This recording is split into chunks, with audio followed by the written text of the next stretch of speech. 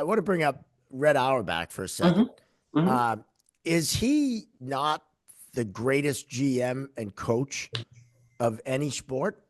His body of work is absolutely amazing. It had to be about 5 or 6 years ago, and Red Auerbach was honored by the police department, Boston Police Department, uh, during Black History Month.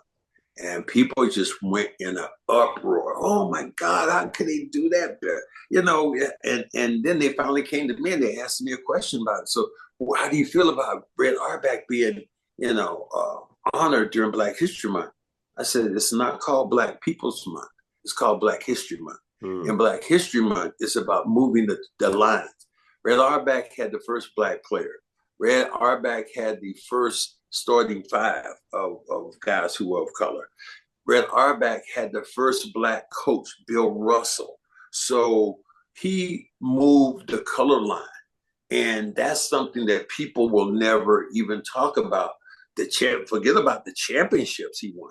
You know, the Right. 8 in a row, and Red Auerbach lighting up the cigar, and all those things. And to get Bill Russell in a trade from another team, to get Kevin McHale and Robert Parrish at the same time for Joe Barry Carroll in a trade, to get Larry Bird to draft him junior eligible, and then to see him have to court him and give him $600,000 to come into the NBA, and look at all the hatred, all the jealousy that was, thrown at Larry because he made all this money. But Larry Bird and Magic Johnson at the time, they were the custodians of some of the big money being paid out when they came in.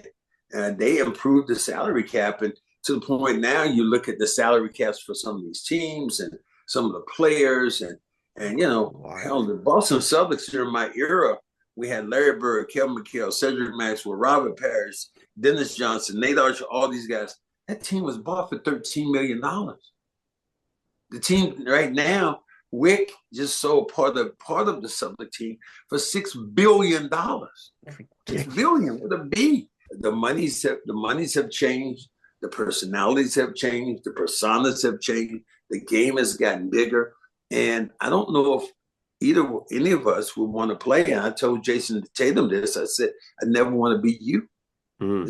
And Joe Mazzulla looked at me like, why? I said, because of the scrutiny Right. of looking at social media now.